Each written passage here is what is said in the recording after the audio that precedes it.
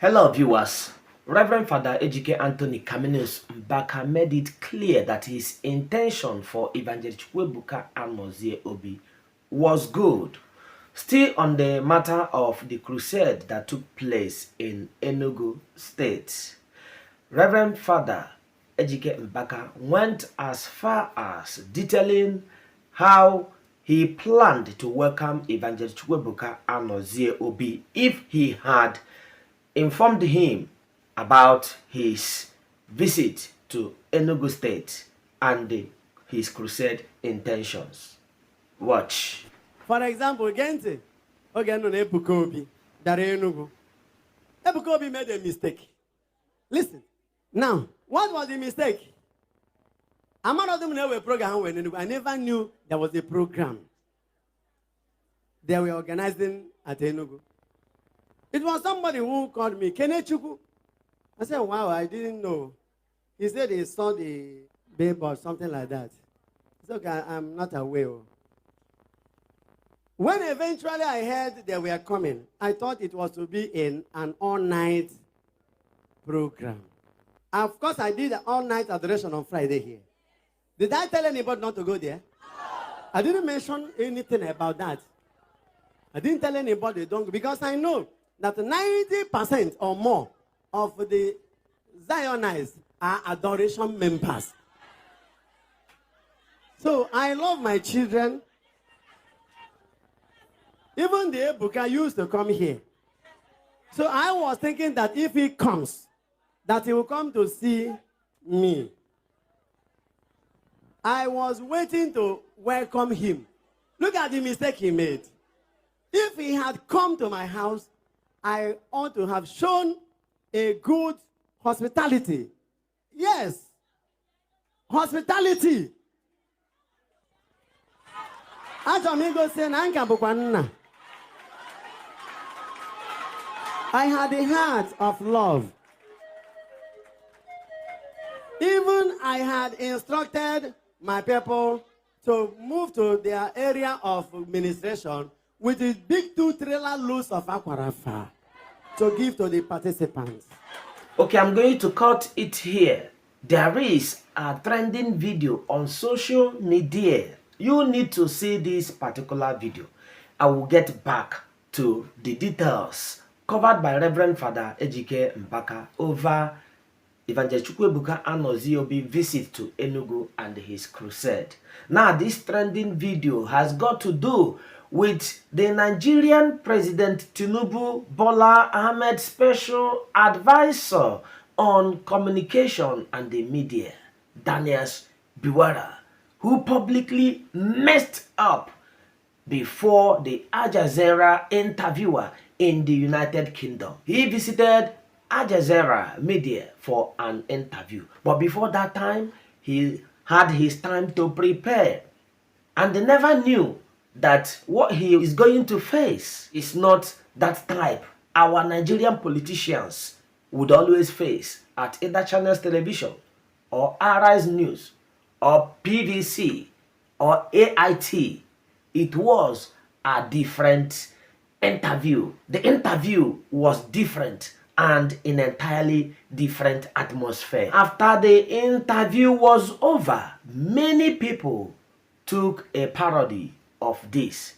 Some people said that Bwala was roasted, and of course it was true because the evidence is there on the social media. Many people have carried this news all around. Listen, one thing is to accept what you said when you know that indeed you said it. We are living in a time there is internet that keeps records of the things we said.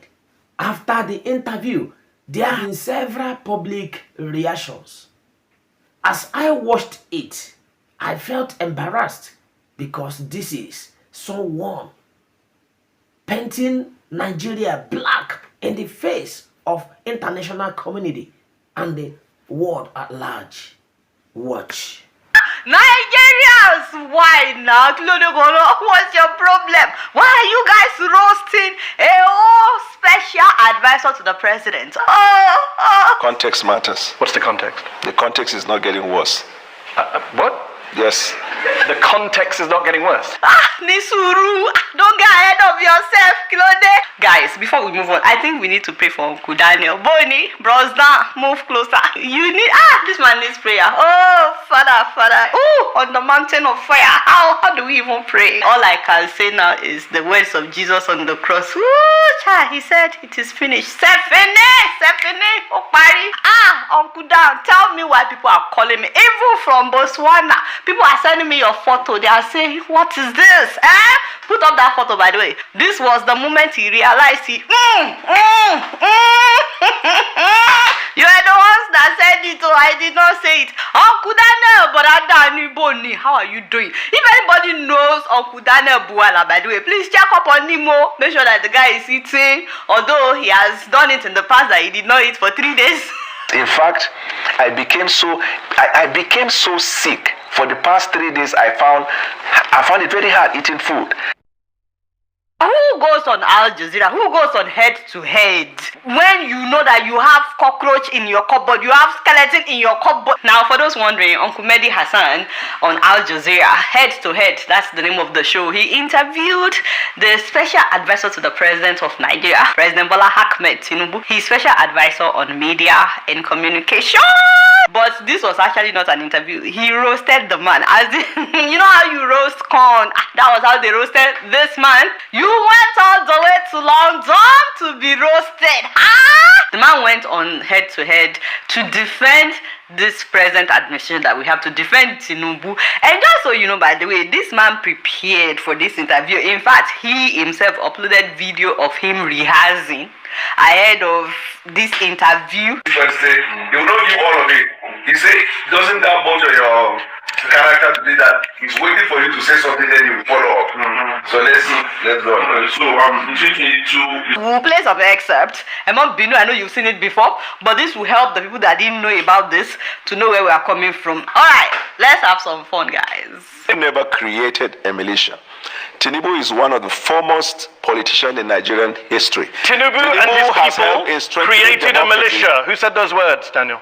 Tinubu has helped in strengthening democracy in Nigeria. Tinubu and his people created a militia, Daniel. Who said those words? Tinubu brought in leadership skills into governance. Tinubu and his people created a militia. Who said those words? Tinubu and his people never created the militia. So why did you say they did on January 22nd, 2023? I never said that. The candidate of All Progressives Congress, Bola Tinubu, and his people created a militia. This is the first time in the history of Nigeria we are seeing a political party creating a militant arm leading to election. Al Jazeera, come closer. This is your hug. You're hugging too tight. Okay, that's enough. Thank God for the internet. So this is how this man will just lie. You know, this present administration now, they like to tell us that what we are seeing is not what we are seeing. People are being killed. They are telling us that there is security. Anyways, let's keep going. Does he have a militia that tried to kill you? He doesn't have. I never said he tried to kill me. I myself have received threats from him and his camp. Your words. I never said that. There is also this threat to life, and I can tell you that because I myself have received threats from Asiwaju and his camp.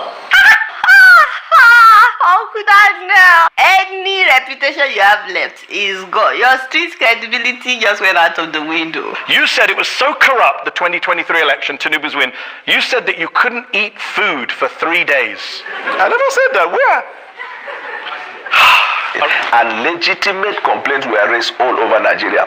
That part is what threw me off balance. In fact, I became so sick. For the past 3 days, I found it very hard eating food. You see. You see? You know what I don't understand? After they've read his own words, after they read it to him once and he denied, and the guy said to him, you said this on camera. You would think that by then he would be like, you know what, let me just accept my loss, count my loss. You would think by then he would be like, you know what, let me not be foolish, because what's that? Uncle, I'm sorry to say, at your age, you are denying things that you said on tape. on camera. The devil is a liar. For those that don't know, by the way, Uncle is a lawyer. Uncle is a lawyer. What does the law say? Tinubu is not just super rich. It's what he does with his wealth. In 2019, 2 armored money trucks, bullion vans, were seen going into his house, coming out of his house. Where did that money go? No. Point, did you see the money? Or those who reported, did they see money inside the bullion van? Was there no money in the bullion vans? How am I to know? You said it was money in the vans at the time, 2023, February. But there is only one person in Nigeria who is alleged to have moved money through bullion vans, and that person is on their ballot as the presidential candidate. No. I don't understand why by now he hasn't given up and he was still lying. The thing is, to be fair to him, they didn't play these videos during the live interview. I'll put the link to the full interview. It's like 40-something minutes long. I watched the whole thing. But the guy told him, he's like, I'm going to have fun on social media after this interview. And so after they were done with the interview and they uploaded it on social media, the full interview is on YouTube. But the ones where they now inserted the places where he said those things, they put them on social media. Maybe if they had played one for him, maybe he would have stopped lying. But because they were reading it to him, he thought, well, that's all they can do now. Let me just deny it now and move on. He didn't know that they had receipts. On the eve of the presidential elections, 2 cash-laden bullion vans, your words, were seen on the premises, which was ostensibly for vote buying. Your words, January 22nd, 2023. Have you just disowned everything you've said in order to work for this president? I'm coming. What you just said now, I want to put it on record, on my own honor. That's not what I said. Please, he said on my own honor. What honor does he think he has? Like, after all, the man still thinks that he has some kind of honor? The devil is a liar. The context is not getting worse. What? Yes. The context is not getting worse. The context is that it is not getting worse because you see, this is a water, right? Okay. If you have the water half, you could say half glass filled or half empty. Yeah. Isn't it right? Yeah. So the Western media always see Nigeria, Africa, and some of the activities in Africa as half empty. Excuse me. But we see it as half full. What a shame it is to try to defend corruption, to try to defend an administration that doesn't care about the people. What a shame. What will it cost you? To just stand for what is right, to stand for what is true. Amnesty, Human Rights Watch have lined up to say that you have allowed impunity to flourish, you have failed to apply lessons from previous attacks, damning indictments of your security I put it to you, that's not what they said. That's not what Amnesty said? Yes. Amnesty... I've literally got the quote right here. Cut it. The authorities' failure has allowed impunity to flourish and the killings to spread to many parts of the country. Source. Amnesty International, February 8th, 2026. Well, I'm not aware of that one. You're not aware of that one? I am aware. I'm aware. At the weekend, you put out a video to music of you and a team researching and prepping for this show. And yet every time I've asked you something, you say, I'm not aware of that. What were you researching in that video? You're really funny. After the election, and Tinubu was declared the winner of the election. This is the video of this same Mr. Bwala telling Nigerians that Tinubu never won that election. We maintain the position we're in court to prove it, that this election was stolen and it was a conspiracy between the government then, the institutions of the state, and APC as a party. And this is a fact, in my view, that majority of Nigerian people hold till tomorrow morning. Wow, he insisted that Tinubu stole that election. The same man today is campaigning for Tinubu. Anyways, what lesson can we learn? Before now, I see Daniel Bwala as the highest political liar in Nigeria. Like, the guy lies from both sides of his mouth. He's an intelligent liar. Like, he speaks from the both sides of his mouth. He lies. Just give him a topic, he lies. But yesterday, he made the worst mistake of his life by thinking he is going to meet Sheung or Rufai. And Hadan Hussein prepared for him. And he only believed in his lying ability and ability to, propagate and all of that. And all those things doesn't work because Hassan, Mandi Hassan has the facts and figures. And it's very difficult to lie when the facts are there, when the numbers are there. So all his lie flaws, everything scatter. Like, the guy becomes confused. For me, I think Tinubu specifically, appointed Reno Mokri and this Daniel Bwala for them to go and disgrace themselves after everything they said about him leading to 2023 elections. So, and so far since then, every interview Rino Mokre and Daniel Bwala went to, it ends up in disgrace. So it is, I think Tinubu personally give them that punishment, for everything they said about him in 2023. Because if you are active in leading to 2023 elections and you hear what these two individuals said about President Tinubu, you will be wondering what happened, what changed. But that is to tell you that these men have no integrity, they have no self-respect. All they are is stomach infrastructure. So, and also I'm so happy since yesterday that this is not Rufai Yoseni. Because if it's Rufai Yoseni, by now we don't see these APC data boys, all of them, they will be shouting, unprofessional. He is not professional. I have been waiting for them to come and see that Mandi Hassan is unprofessional. And none of them, I have not seen any of them. Because facts and figures don't lie. Defending a lie is very difficult. And that is what we saw yesterday. Defending a lie is very difficult when the facts and figures, when the numbers are there. So sorry for Daniel Bwala. She will still face much more of these things. I know that these Nigerian journalists, they pamper these politicians and all of that. I know that anytime many of them go abroad and face all these international journalists, this is what it will be. And yesterday, that is what it is. Embarrassing. Bwala, your creativity in system of lying. Did he lie? Did he lie? Go, don't worry, go. Go now, go. So Bwala, please, if you know him, tag him in this video. We, the people of Olani, are impressed. Who could have thought? You see the analysis, very accurate. It's a cup of water, with you, you will not allow our enemies to drink water and drop. I like your diversity, his integrity in terms of backwardness movement is second to none. So Bwala, please, Bwala. The journalist, he just destroyed Daniel Bwala's career, political career, media career. This is destruction. Just destroy. It is Rufai will say he will still do this kind of thing, but then they press Rufai down, then they press her down. It is AIT with the TVC, Tinubu channel 90. When they send questions to them, say, oh guys, wait, I want to ask you, prepare yourself. I mean, shame on you, Daniel Bwala. Shame on you. This has got to do with the corruption ongoing in Nigeria. And the current president, Bola Ahmed Tinubu, hasn't done enough to win the public hearts and the international eyes on Nigeria up to today. That has got to do with the Nigerian 2023 presidential election. How the whole thing played out. We knew, many people were not happy. We saw what happened.